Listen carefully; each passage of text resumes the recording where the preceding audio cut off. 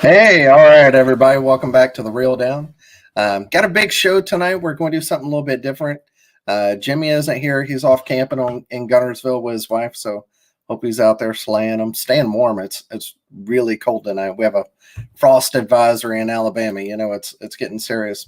But so yeah, we're going to do two different shows. So how it's going to work is got one of the best anglers in the country as co-host. That's awesome. But the first half is going to be with Damian Thao. He won the Yak-A-Bass TOC out on the West Coast. And then the other half, hopefully right at 30-minute mark, we're going to bring on Jay Wallen, and we're going to talk about him and Rus. We're just going to kind of do a preview of the Hobie TOC and Shootout, so that should be fun. So without further ado, first let's bring on my guest host here, Rus Snyders. Thank you for being on the show, sir. Hey, no problem, Daniel. Happy to do it. This will be my first time hosting or co-hosting a podcast, so I'm excited for it. It should be fun. Probably the first of many. But congratulations! I saw you got added to the dugout team today, right? I did. Well, yeah, a few days ago, but I gave it a few days, and my buddy Adam just got added as well. So I wanted him to have his moment and just announced it last night. So it's something I'm really excited about. It's hard to argue that they have the best, not as far as shops and outfitters go, they have the best team out there. It's like a who's who. You, Ryan, Adam, Steve runs it. I think Christine's on it, Jim Ware, Andy Middleton, Russell Wallace. I mean, it's just like, it's crazy, man. All the best anglers from this region are on it. Yeah, no, it's great to be part of that family. That's a big reason, why I decided to join forces with all of them. Just it's always nice having, anglers at that level, working with them, and it's something. Yeah, I'm really excited for. Yeah, they kind of whenever Hook won, whenever they left, that left a big vacuum in our region, and it did, yeah, has stepped up and taken over. Few of the guys, Addison, switched from there too, and as well as Adam. So, yeah. Well, there you go. All right. So, thank you for being on. But tonight we're going to start talking to. Let's go ahead and bring him on. Damian Thao, the man, the West Coast legend. If you haven't heard his name, and I know we talked before. You were doing this. You and Rus, y'all have this in common. He went west and you went east and then went back home west, but you did like the whole Yosemite, Yellowstone, not Yosemite, but Yosemite is in California. But Yellowstone, you did that whole trip not too long ago. And man, I was looking at those pictures and blown away. I went as a kid and I can't wait to take my son one day. But yeah, man, welcome to the show. And I hate it's taking this long to get you on, but thank you. Hi, thanks for having me, man. Hey, it's nice to meet you, Rus. Yeah, great meeting you for sure. I've seen you on the standings in some of our events here, but I never met you in person because due to COVID, But yeah, I thought it's nice seeing you. I thought I saw you maybe once at one of the when I went out west there. I know you did I didn't see at the Delta, but you did the Bassmaster too, didn't you? Yeah, I did the Bassmaster and the KBF Clear Lake. That's right. Yeah. I didn't even look at Bassmaster. How do you do in that one? Me, I ended up in 10th place. Oh, 10th. Yeah. Dang, top 10. Just about every tournament you did. I've heard your name before, and you're a really good quality angler. But I was just going through all your standings, and it's quite an accomplishment. When just about every tournament, I think you've gotten in top 10%. Yeah, here this year, so that's amazing. I'll go through them here. Yak-A-Bass, if everybody doesn't know, if you don't watch all the YouTube videos from the guys out west or follow Yak-A-Bass, they're one of the biggest trails in the country. And it's just complete sticks, hammers the whole way. But yeah, so here we go. They had a whole different their schedule was supposed to be Folsom, Shasta, Berryessa, New Melones, McClure, Clear Lake. And that got really affected by COVID, so they had to do some changes. And obviously, it's out in California, so they were really strict. But start off with Folsom Lake. You got second out of 106, and that was in conjunction with a KBF, and you won that one, right? The KBF? No, the KBF, I came in second as well. Second as well. Yes. Okay, so 2 seconds. That's starting off the year pretty good there in February. The March went to online. You got first out of 68. May was online. You got first out of 50 with 116 inches. Wow. 116 inches. June. Where did you go to get most of those 116 inches? Were you up at Clear Lake or Delta? Or you live in Fresno now? Is that right? Yes, I've always been in Fresno, but I fish a lot of local waters that hold a lot of big fish. You don't get a lot of bites around here, but you fish the river system stuff. There's a lot of Florida strain, and those are the ones you want to target, not the northern strain, the short. Are you getting them in the river near Fresno? Yeah, rivers and some of these ponds that kind of closer to the river and stuff. I think I know where you're at. Oh yeah, that's some good area. Yeah. I used to fish a similar area, but a little bit more towards Merced. It's pretty similar. We call it the what is that? The Fresno Slough. It's kind of like the Fresno Delta. It's kind of like the California Delta, but there's no tide, so yeah, it eventually flows into the Delta if you follow it all the way down there, right? Yeah. I've never fished it. I know a buddy of mine. He grew up fishing around there, and he's told me all about it and seen some of the big fish. But I checked it out on Google Earth, and it looks really cool. Where do you catch your fish, and what do you use? There you go. So, yeah, I mean, now we know where you go. But so are you like one of those swim bait guys out there in California? Not really, but I've been doing it for I've been trying it out. As much as you know about swim bait, it's not enough about swim baits. So I've been throwing it, kind of learning. I'm talking to a lot of guys who do that here quite often, and they're these guys that are really throwing swim baits and being very successful. They don't really talk much about it because they don't want people to really know. But when you talk to them about it, you start to really figure out the pieces of the puzzle to put together to catch these swim bait fish. And more kind of seems like it needs to be kind of like a timing kind of window. And I've been kind of working on it, but I've been able to get one here and there, but no giants yet. Probably my biggest is about 8 pounds on the dot, but the rest of my fish on them aren't too good. So if you're not getting them on swim baits, what are you, more of a power fisherman or more of a finesse fisherman, or how would you describe your style of fishing? Are you just versatile where you can kind of do a little everything? I could do a little bit of everything, but I think I fall more towards power fishing. I really like to throw deep diving cranks and, really like to run waters and stuff. Cool. Well, here's a couple other ones after the June online. You got in the 6 lake showdown that they had, you got 11th out of 105. In the McClure, you got 3rd of 89, and first for the KBF that was in conjunction with that. You got 2nd on Clear Lake out of 94. And then you also got 7th in the Hobie on the Delta and 4th in the KBF Super Trail. And that's one I think you won, Russ. But we won't bring all those they're such different lakes too, to be able to accomplish Super that on a variety. That's the thing with California too. As I think more so than any other place in the country, is there's just such a diverse assortment of water from the Delta to Clear Lake and Clearwater reservoirs, and it's all so different. So to be consistent on all those different bodies of water really says something. Yeah, and the last one, and the reason that you're on here is the tournament of champions that they had, and that was the top 75 from the AOY for Yak-A-Bass. Damian, you had 85.5 inches. Gino Magno had 84 inches. Kong Her with 83.5.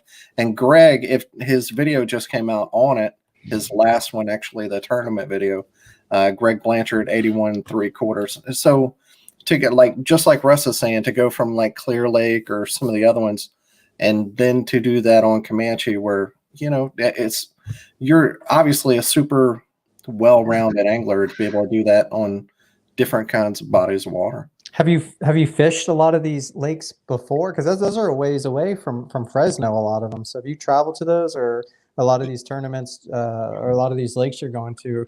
Are you just kind of showing up and kind of learning them on the fly?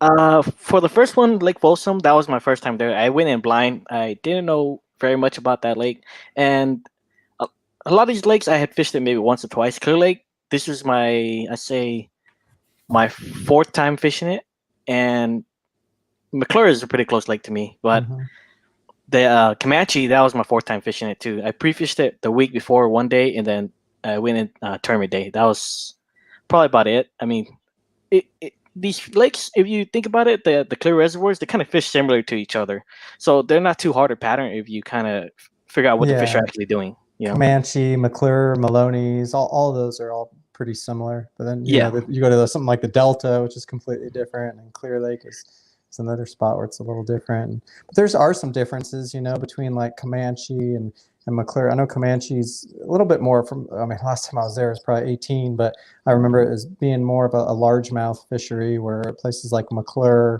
New Maloney's, or you know, you can definitely win with spotted bass there. I don't know.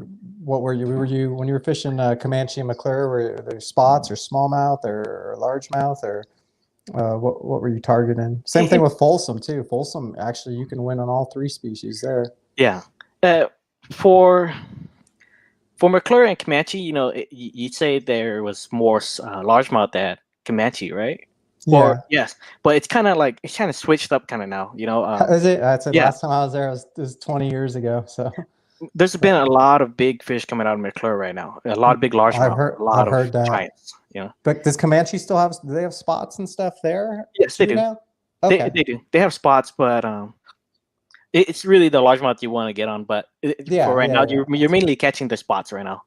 But gotcha. for McClure, you're getting a lot of big largemouth right now. Right now is the time to be catching those giants. I mean, last year I haven't seen that many, but this year a lot of those big largemouth are just coming out where, you know, you normally find those spotted bass and they're just those big, you know, 6, 7, 8 pounders just sitting there, you know. I mean, I think that lake has now worked its way up to the, you know, on the Bassmaster rankings. I believe it was maybe last year or year before, it got into the top 10.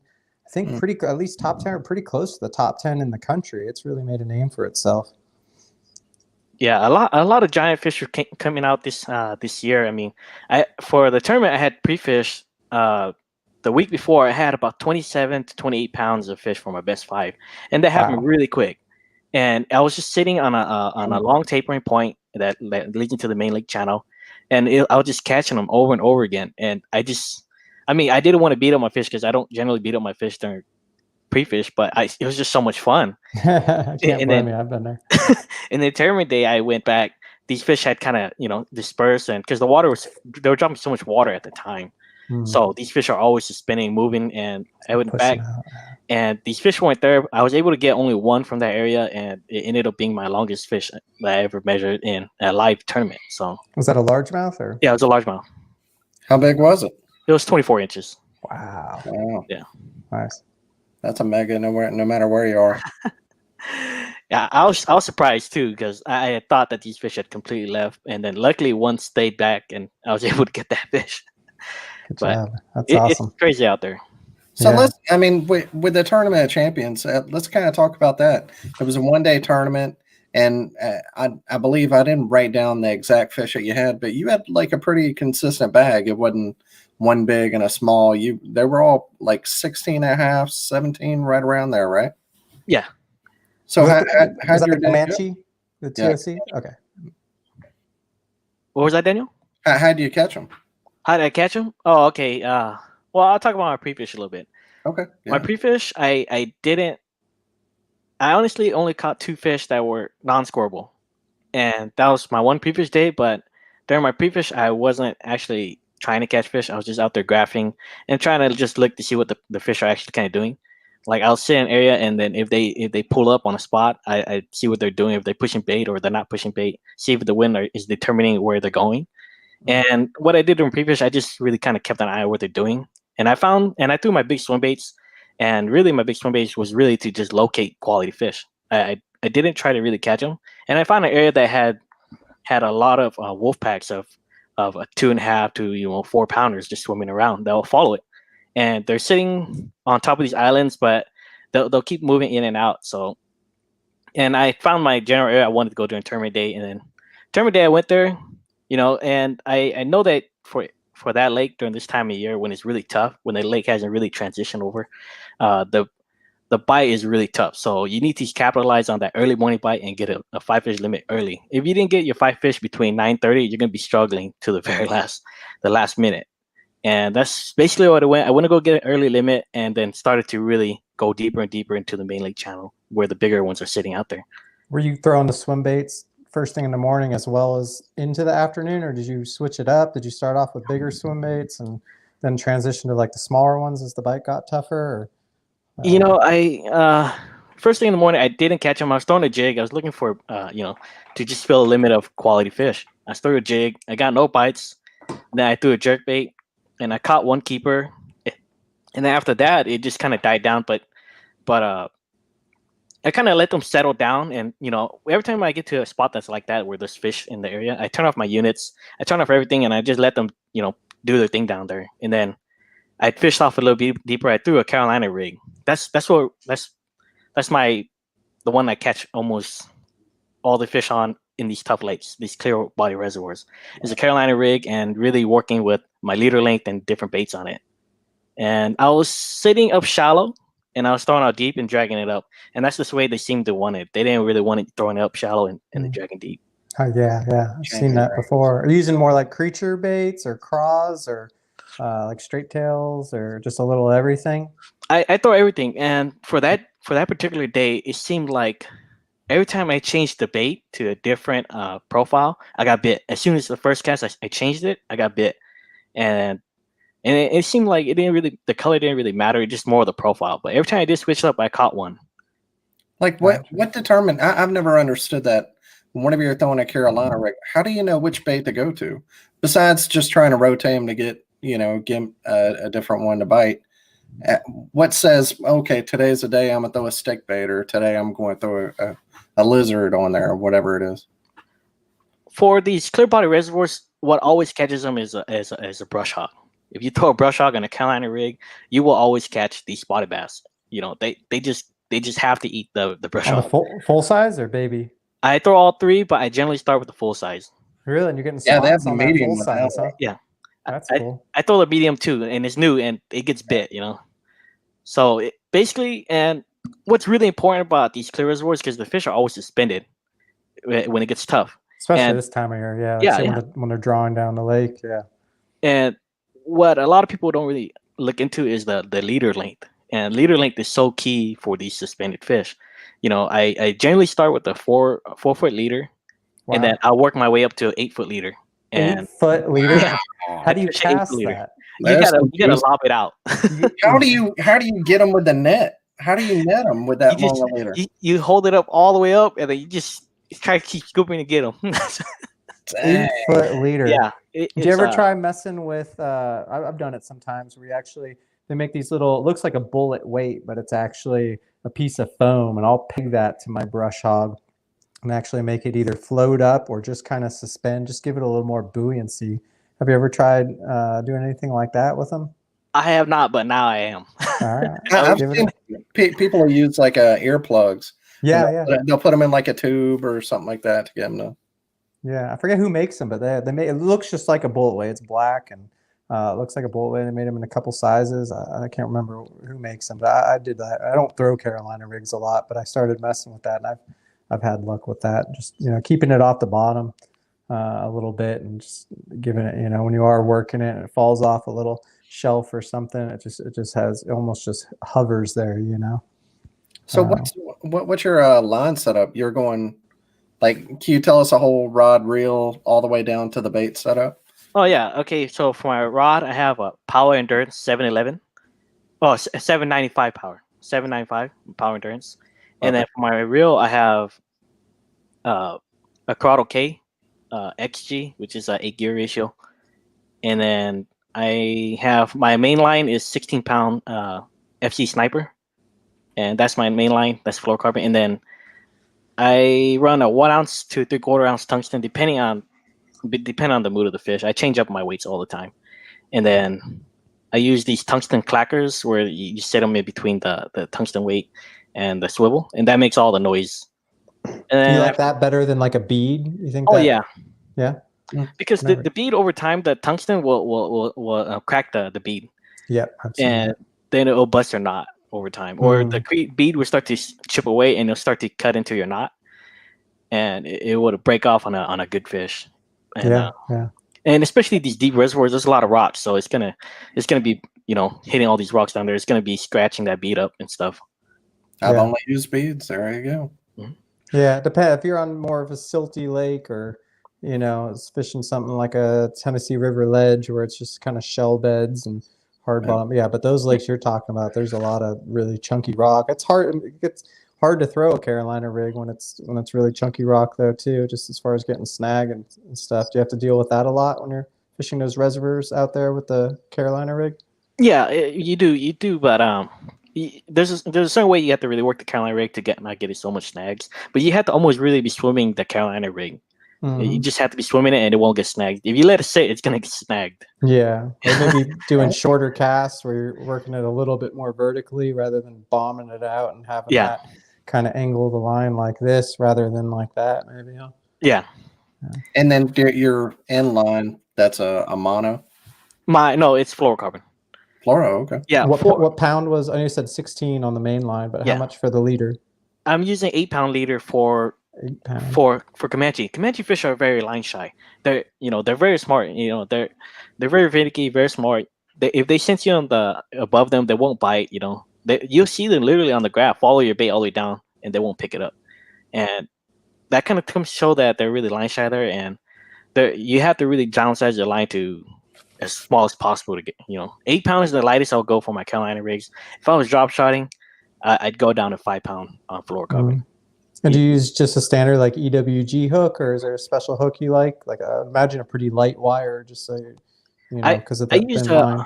I use the owner's 1/0, just a regular worm hook. It's not an EWG, it's just a worm hook. Okay, just a round bend. Yeah. Cool. Okay. And you use fluoro for your leader? Yeah, for these clear reservoirs, yes. It doesn't seem like the model really makes it doesn't really help the bait float as much. And a lot of these bites, they're not really coming on too much on the drag. It's the initial fall when your sinker hits the bottom, your bait will kind of flutter there. And if the longer leader, it'll stay there longer, and it'll kind of dart at an angle or kind of just flutter there. In these clear reservoirs, these fish, they see it from so far away already. It's that stall time is what triggers them to bite it. They'll be following it, but it's that stall time that gets them to bite. That's why the longer leader comes in handy. It gives them more time to see it as it's sinking slowly.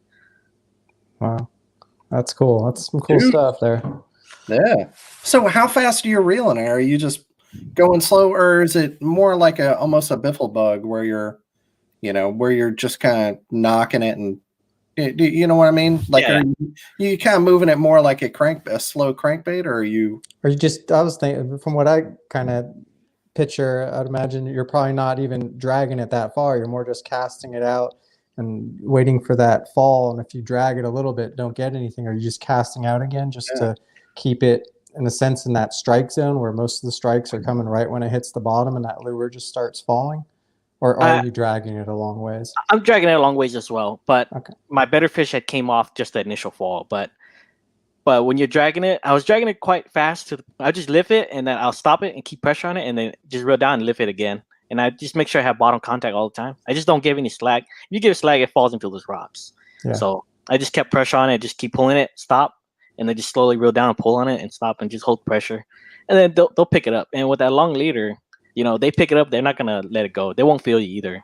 Yeah, that's interesting. Out in this part of I grew up out west, and Carolina rigs really aren't that popular out west. As opposed, I moved out here, and I mean everybody throws. It's a really popular thing to throw out here, but you really don't hear about Carolina rigs too much out west. I mean, from what I've seen.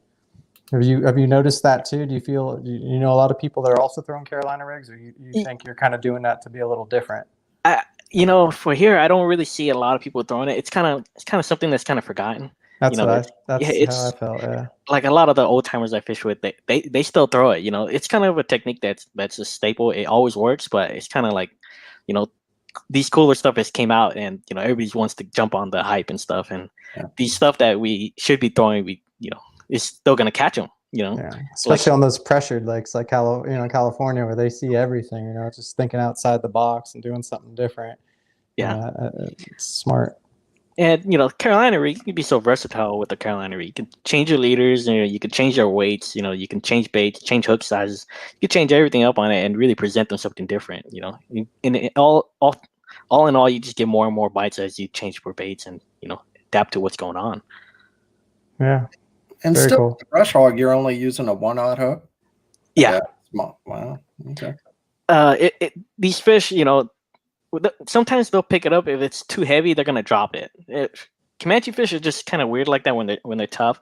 When it's tough, you can feel them bite it. It'll feel like a machine gun bite. You get a few taps and they'll drop it. But with the smaller hook, they won't notice the hook and they'll just keep it in. But you miss a lot of bites, but you get more bites because of it.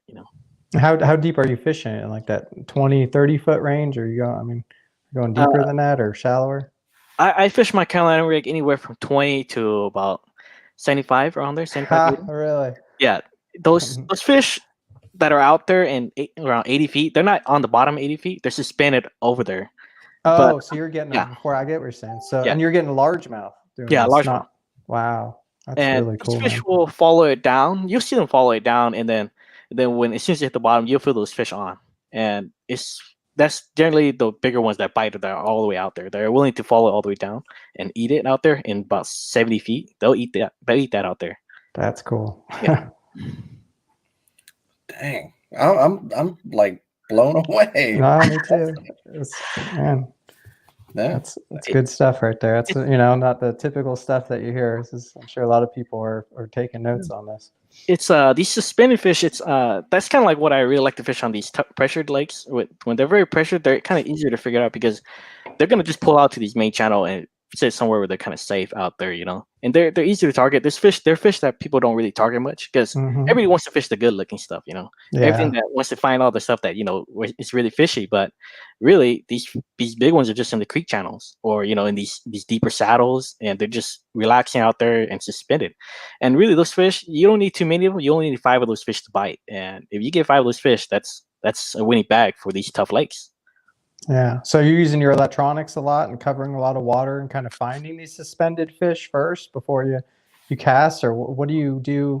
Because you can't just go anywhere in 70 feet and just start throwing stuff. You gotta, so are you fishing more of the creek channels and stuff like that, or where areas like long points kind of lead out to the main channels, or just a little bit of all that, or? I do a little bit of all that, but I do that during pre-fish. I have my fish finder on, and just if I don't catch anything, it's no big deal. But on tournament day, I generally turn my fish finder off when I get to a good spot that I really like. And these spots are spots that I already found big fish before, or they're just big fish houses, where the big fish will stage up there, and then when they're pressured, they'll move out. But their home is still there, Gotcha. So you're looking for the area, like you're looking for those community hole areas where they're always pulling up, but instead of going for those active fish that everybody's fishing on the community holes, you're fishing for those fish that get pressured and then push out and are essentially kind of, I hear a lot of people describe, they have like, in an area like the living room where the fish are just kind of hanging out, and then the kitchen where they'll move up to feed. So you're kind of more fishing the areas where they're not essentially actively feeding or pulling up on ambush points, but ones that are just kind of hanging out there. Yeah. That's what it is. So you fish community holes, you fish your big fish houses, but you're going to target areas that a lot of people don't target, which is really deep. And a lot of people don't feel comfortable fishing deep, but that's where the big ones are. It is hard to get them out there, but when you do get them, they're the right ones. And that's basically what I did for Comanche. And really, the wind kind of determined where I'm gonna go and fish. But in the area I fish, I had graphed a lot of good stuff, a lot of good looking stuff that the wind is pushing onto, and these offshore island tops and things like that. But there's only a few key spots that had the big ones. And the thing is about these fish too, if you hook into one, they scatter. So you got to go to your next high percentage spot, sit there, catch one, and then rotate back to your spot that you originally caught them. These fish, they scatter all the time when you catch one. They spook out. And these fish, they're not the kind of fish that you're looking for that are on the bottom that are spaghetti line. If you graph over them, you'll see like 1 or 2 arches just out there in the middle of the water column. And there's no bait fish around. They're just sitting out there. Those are the ones you want to look for.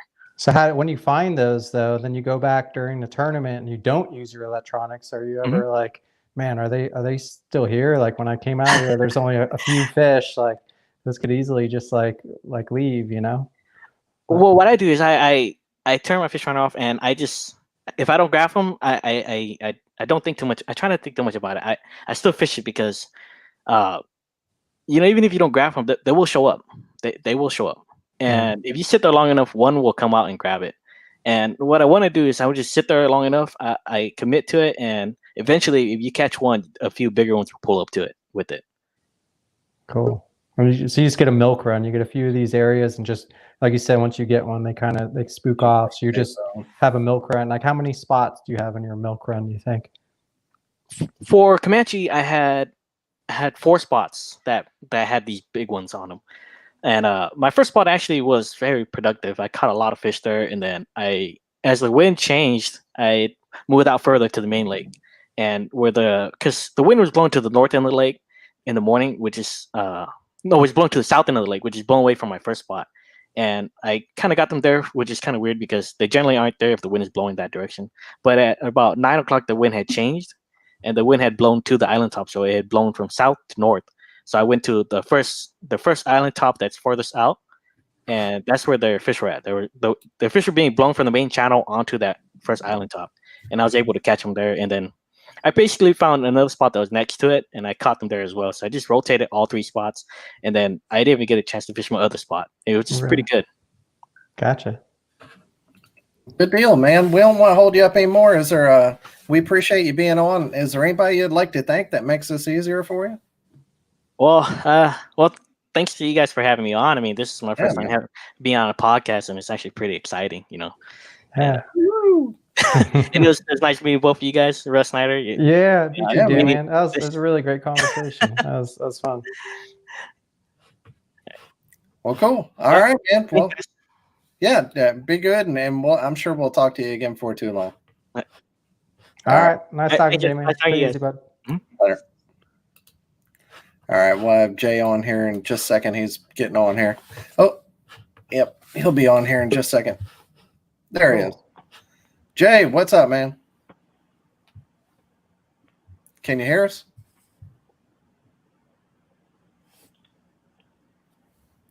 Hey, guys. I can't hear you. Oh, you can't? No? Can you hear me, Daniel? Yeah, I can hear you. All right. Nothing I yet. don't know if you guys can hear me. I can't hear you. Yeah, we can hear you. So you can hear me, but I can't hear you. Oh. Well, here, try to go all the way back out and then come back in. Go out, come back. Everything's backwards. Go. There he is. All right. You figured it out. All right. So what we're going to talk about now is the Hobie BOS Shootout. Both of you were in it, and man, it's. I think everybody, just about every angler. Let's see if he can hear us now. Can you hear us now? I can't hear you. No. Is it something with the earbuds? Earbuds are working good. I don't know. It's weird. Can you hear me? Yeah. No? No. I don't know. Should all 3 of us get back out and get back in? I can't send everybody out because then it would stop the show. Gotcha. I don't think it works like that. Well, here, let me. All right. Now I can't. Now we can't hear him. Now you can hear me, right? Yeah. Hey. You there? All right. Can you hear us? Yeah. Yeah. All right. We'll just do it without the AirPods. I think they were. All right. Can you can still hear us? Hey, Jay. Yeah, I'm here. Okay. All right. Cool. All right. So what we're like I said, what we're talking about now is a Hobie BOS and shootout. And I think every angler at the beginning of the year, they were thinking, I mean, if you're just only motor, you weren't fishing Hobie, but I think everybody else was, man, that was one thing they wanted to be in at the end of the year. Like, what does it mean to even make it into it? Because it's got to be, except for the 10, which is obviously only 10, 11 people, maybe 12. But that and this are the 2 toughest things to get into. What does it mean to even be in it with that level of anglers? Is that a question for me? Yeah, go ahead, man. Yeah. Well, last year, the TOC, I mean, I didn't make it, and I fished as hard as I could. I tried as hard as I could. I had to fish the shootout, and I couldn't get in. And there's always that one of something you can't have, right? Yep. So not being able to make it and there were a number of guys, good anglers, who tried to make it and fell short. And that just creates the big drive and the desire. And when you get enough people, everybody wants in, but only 50 are getting in. So it's the exclusivity of it. That's right. That's what makes it so desirable. And that if you made the 50, if you got in, you earned it, because there was really no other option. You had to earn it. And that's what makes it nice. And how, well, here, I'll give the description of what it is. This is what I'm guessing AJ said.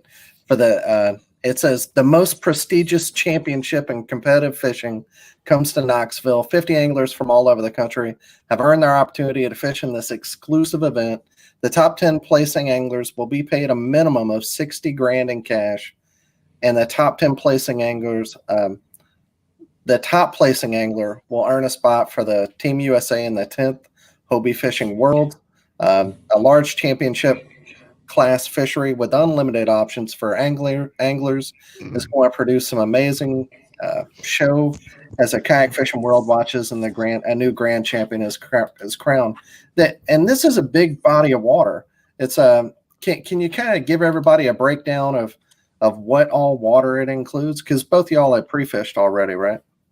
A little bit. I was up there earlier this year for the KBF Trail Series for a couple of days. A 2-day tournament, and I was there maybe 3 days before, and I think I fished about a day and a half, I don't know, a couple of weeks ago, and I was just up there today. I didn't fish, but I was just looking for a boat where I just basically spent all day driving around looking for access points. But I'll be heading back out tomorrow, I think. How do you do in that KBF event? I won the first one. I got second place in the second day. Pretty good. Not bad. And so here's another question. Is there a certain? I got some questions from some other people, because this is a fishery where you can catch all three, right? Spots, largemouth, and smallmouth. Is there a certain? I obviously don't want y'all to give anything away that you're going to be fishing, but is there a certain one that most people are going to be targeting? Let's say. I think smallmouth. I mean, all three could, there's smallmouth or largemouth. I'm betting that we'll probably see more smallmouth than largemouth as far as the larger fish. But I could be wrong. It could be the other way around. But depends on where you're fishing. If you're fishing up the rivers or if you're fishing more on the lakes. Yeah, it's it could go 50-50. It could go either way. I think whoever wins it's going to have smallmouth mixed in for sure. Yeah. Maybe like one big kicker largemouth or something like that. Yeah. Yep, definitely. And it's a lot of water, though. It's a lot of water. Tons. Yeah. And that's one of the great things that Hobie usually does is they try to be real liberal and let everybody spread out and give as much water as they can. Is there a certain what kind of area were you fishing during the KBF event, Russ? Was it moving water or a lake? Can you say that? No.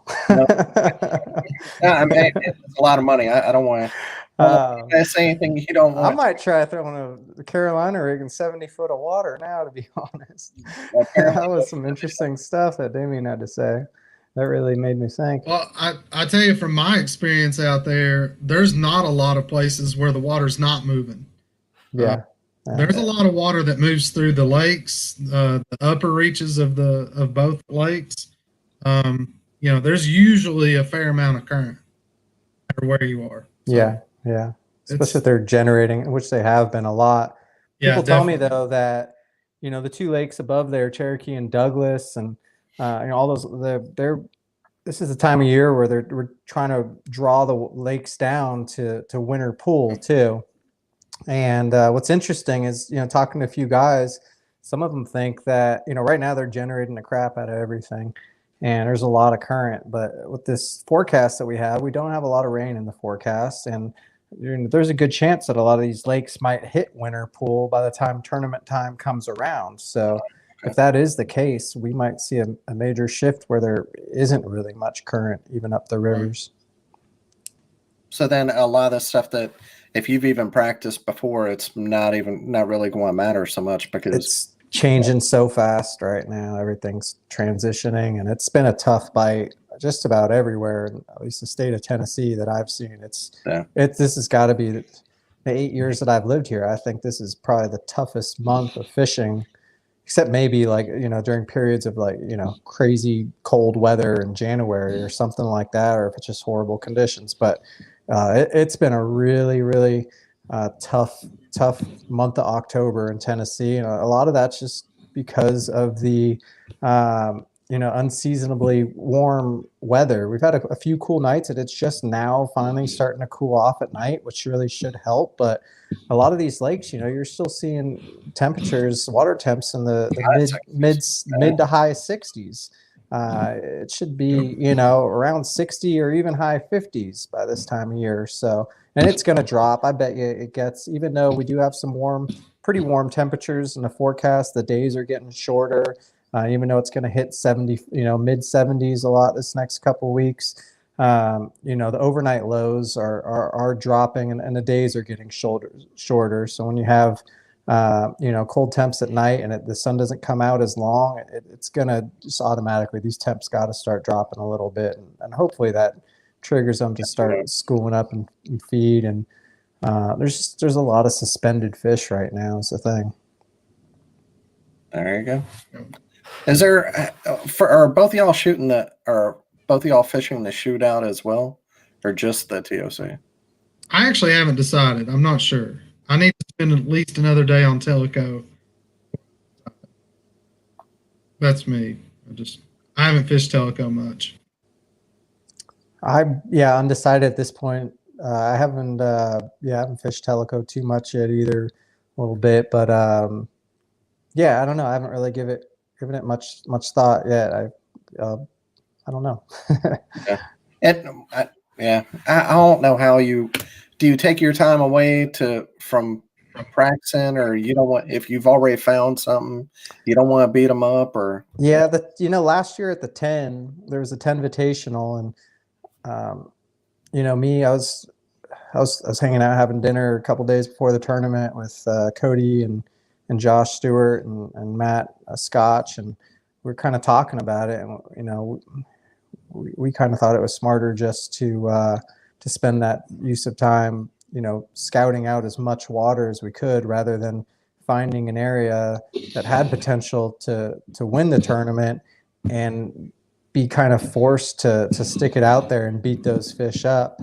If you win the tournament and you get some money, then it's worthwhile, but then sometimes it could be a smarter use of your time just to concentrate on the bigger tournament. And but it just matter, it just depends. I'm probably going to make a last minute decision, just kind of see how my pre-fish goes, and if I feel like it's a smart decision to jump into the shootout, I'll probably do that. And if not, then I'll just spend that time pre-fishing. It seems like it's easier this time since it's a different body of water. Like you were saying with it's in the same. Like, I don't know why you would fish it, because you could be hurting yourself. But at least this one's different. Well, in the TOC, you could technically still fish Teleco too in the TOC, okay. I believe, right? Yes, you can. Yeah. Teleco's in play for the TOC.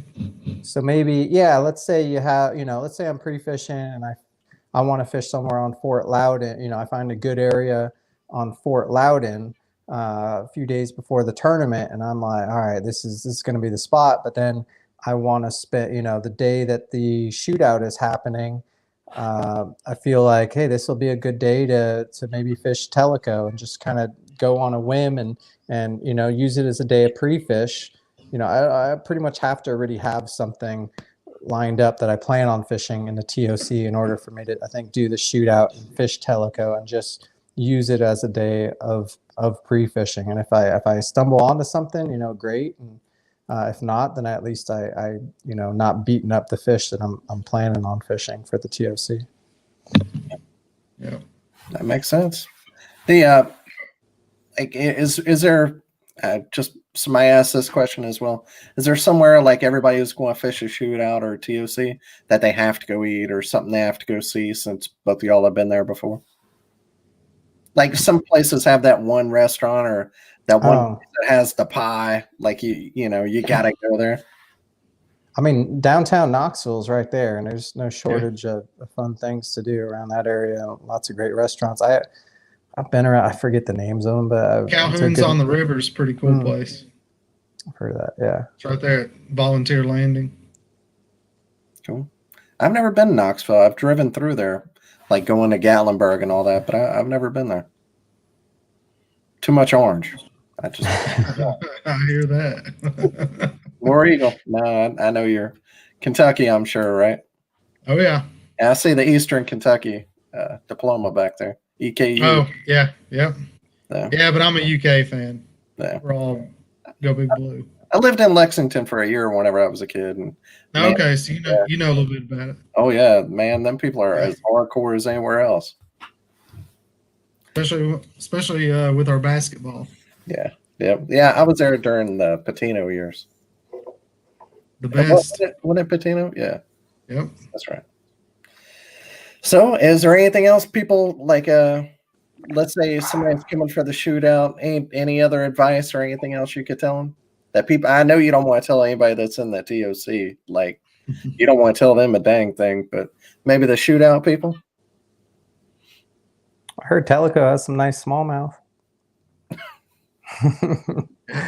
But I mean, that's what I hear about Tellico. Fort Loudon's on the main lake's kind of more largemouth, and if you want big smallmouth, I heard, as far as lake fishing goes, I heard Tellico's the way to go for that. I think that's probably right. Yeah. Tellico is definitely a deeper clear lake. I heard it's pretty dirty right now, though. We had a pretty big storm come through not too long ago. I did fish Tellico. I was out there yesterday on Tellico. Was it pretty dirty? It was more stained than I thought it was going to be. Yeah. You think it'll clear up by the time? By next week? Yeah, I think flush it through. We're not getting any rain, so it should clear up. Yeah. If with the shootout being on Tellico, is that kind of changing your mind of not wanting to practice there as much during the TOC because it's water, it's going to get more pressure? Big lake though, yeah, they're big. It's big water. I went to a creek and was surprised at how big it was, and I was just like, golly, this is big water. The thing is, Tellico is in play for the TOC too. I mean, you could find a deal over there and it not get pressure, and have a little something in your back pocket. I wouldn't mind having something, that I have confidence in on Loudon, and then maybe trying to find something I have confidence in on Tellico, and just kind of play in the weather, play the conditions and have something on both. Because those lakes fish pretty different. I mean, they really do. The composition of the rock and the banks are just different. You got the Little Tennessee River versus the Tennessee River, and just the way the river lays is just different. So, let me ask conditions can dictate which one of those lakes could be right. So, what do you think it'll take to win TOC for the 2-day? I think somebody's probably going to get on some big smallmouth. And, obviously I saw what Lambert was able to do and, some of the recent tournaments. I think 179 would win it. That's what I was guessing, about 90 a day, yeah. Yeah, I think it'll be just under 180. Okay. I think 90 a day is really tough. I mean, it could happen. Unless the fish, right now, that would, unless the bite gets better. 179 will win it. That's a good guess, I think. Does that change if it's all the way at Winterpool, or if they still have moving water? Yes. goes up. I think that has a lot to do with it. Yeah. Okay. All right. Well, I mean, that's about it. There ain't really too much else to say about it. Somebody's going to win a lot of money. Somebody's That's going to fact. yeah. I mean, Actually, a lot of guys are going to go home with pretty decent paychecks. I mean, it's a great place great is the big payout. deal. But hey, 8,000 for second place. What was it? 5,500 for third place. I mean, hey, I'll go home with third place with a smile on my face. Hell yeah. Everybody's coming to win, but 10 guys are going to go home with a decent check. for this event, do you think that it should be changed to more? I heard somebody say this, that maybe it should be changed a little bit more to like the 10, where everybody gets a guaranteed $200 or. Well, you know, there may be something like that coming down the road. You know, They're paying I out like the way 20%, I think, instead of 10. Yeah, it's too. 20%. Yep. I like, you know, at some point you got to have enough anglers to make it difficult, but I don't know. Now maybe you could have an event where it's maybe 3 days and there's a cut, and after that cut, a certain number of people are guaranteed to check. Yeah, like third day, Something cut like it to that. the top 20%, and then Sure. all of them get paid. I like that. Yeah, you know, if you're fishing on the final day, you know, it's kind of nice to fish stress-free, knowing, hey, you know, if I blank today, I'm still going home with a check. Yeah, I like that. And you just kind of fish free. You know, you can kind of take chances you would normally take. Yeah. How is it? I mean, Lord willing, y'all both do well. I appreciate y'all being here. How do you think it's going to be for the people that do poorly in this event? Like, because some of the best anglers in the country are going to do poorly. It's tough. It's an event with 50 people, and 50, you know, a few of those people are going to be at the bottom, and you're going to go home, and it's going to be tough. Like last year, I saw some people who are some of the best in sport, and they went home and they did poorly, and you think, man, they made it to the TOC. They did something I wasn't able to do, and they probably have this bad sour taste in their mouth. Like, how do you deal with that? Is that a positive because you made it, or is it like it sucks because you sucked? You got to use it as fuel, I think. Yeah. I mean, if you're in that bottom tier, it's like, you know, use it to your advantage. I mean, I don't think it's anything to feel bad about. Everybody's going to go through that if you fish long enough. You know what I mean? It's going to happen. I just think you got to use it for fuel. Like me last year, I didn't even make the TOC, and I worked really hard trying to make it. And I just used it as fuel and was like, I'm making it next year. There's no way I'm not making it. And I made it. You know what I mean? I feel good about that. So if I make it this year and it's like, hey, I'm in 50th place after day 2, and I go home in 50th place, use it for fire. You know what I mean? Let that fuel you all off season and get ready to go for next year and say, all right, next year I'm top 10. You know, just build off of it. Yeah. I'd say to those people that, you know, to the eventual people who aren't going to do as well, like I would love to be there. So I would love to have made it and do poorly than to not have a shot at all. So absolutely. Yeah. So that's always a tough one. You can't win it if you're not in it, you know, and just being in it, you've got the opportunity, you've got the chance. You know, that's more than a lot of other people have. So just got to be fortunate for where you're at. Yep. Well, man, I appreciate you being on. And is there anybody you want to shout out before we let you go? Just Hobie, you know, for really putting this thing together and giving us these opportunities to fish for what I think are some higher level things, and I think it's going to build. And I think there's some good big new things coming. Oh, anything you no, I just think that they are working and striving. They're not satisfied with where it's at. Yeah, I think it's going to continue to grow. Yeah, here with the shoot, I think last year they released the new schedule in conjunction with the shootout and TOC, so we should be getting that in the next couple of weeks, so everybody will be able to make their schedules. KBF already released theirs, so yeah, it should be. And it seems great that they've been working together, like, you know, AJ, Steve. Well, as much they need to. It helps everybody if they work together. You know, it hurts everybody if they don't work together, and everyone benefits when they do. So you might as well work together and try to deconflict as much as possible. Yeah. Cool. Well, thanks, man. We appreciate you being on, and good luck. I'm sure we'll talk to you for too long. Thanks for having me, guys. Russ, we'll see you later, soon, Jay. buddy. I'll see you up All there, right. buddy. Later. All right, we'll go over one other thing here. Every week we go over all the events. Really, there was only one this week. Surprisingly, it's getting to the end of the year.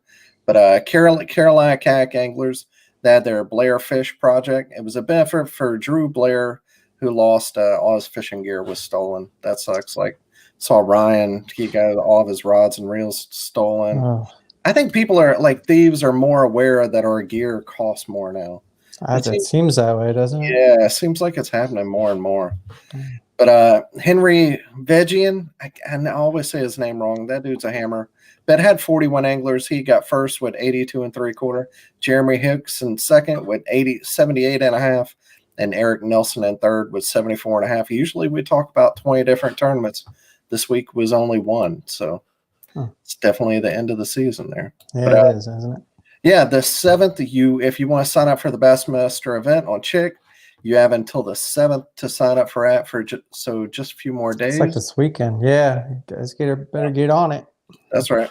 And then last but not least, I'll put this up right here on Thursday, November 5th on the OG show. They're going to be announcing the trail series, and that is – here's some more information. 5 stops, 1 invitational, 1 championship, and 1 clash of clubs. Even if you're not going to be fishing in the regular trail series or the championship, definitely pay attention and watch the show, because the clash of clubs they're going to talk about is something that from all the clubs from around the country, they can get involved. So and I think it's going to be a really cool deal. Kind of something, if you've ever heard of the Crossroads Classic, it's kind of going to be a deal like that with, I don't want to say too much, but ALY guys from clubs from all over the country are going to come and compete in a team tournament. So definitely Thursday, watch that, pay attention. So, but yeah, hey man, Russ, I appreciate you being a co-host. You did great. Thanks, bud.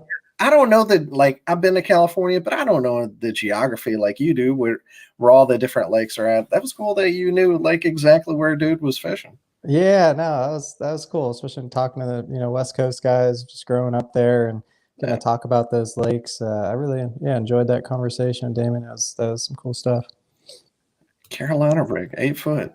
8 foot leader over 70 feet of water. Yeah, with the that's not something you hear about every day. Imagine losing that. A tungsten 1 ounce weight plus tungsten clackers. That would be a lot. Yeah, you get that snagged up, you're losing some bank. Yeah. If you're winning tournaments like he is and like you are, he's killing it out there. I was looking over. I knew I've been hearing his name, but after I really looked over his stats, it's pretty impressive what he's done, and just talking to him, and seeing how he really dives into the details. It's just pretty evident. That's it's no surprise that he's doing so well, because he's really dialed in. Yeah, like you, he's super analytical about it and really pays attention to the details, which I'm sure that's a reason. Y'all have a common thing there, and everybody needs to be more detailed, because both of y'all got it figured out. All right, man. Well, good luck. Thank you. Well, thanks for letting me get this opportunity. It's first time ever co-hosting a podcast or anything. I was I felt like it went well. I had a lot of fun with it. So yeah, just talking about fishing. But good luck at TOC, and good luck to Jay Wallen as well. I'm sure y'all will probably both be fishing bass. But good luck at that event too. All right, Daniel. Thanks, buddy. I appreciate it. Thanks, everybody. Have a good night, and thanks for listening, and wear your PFDs.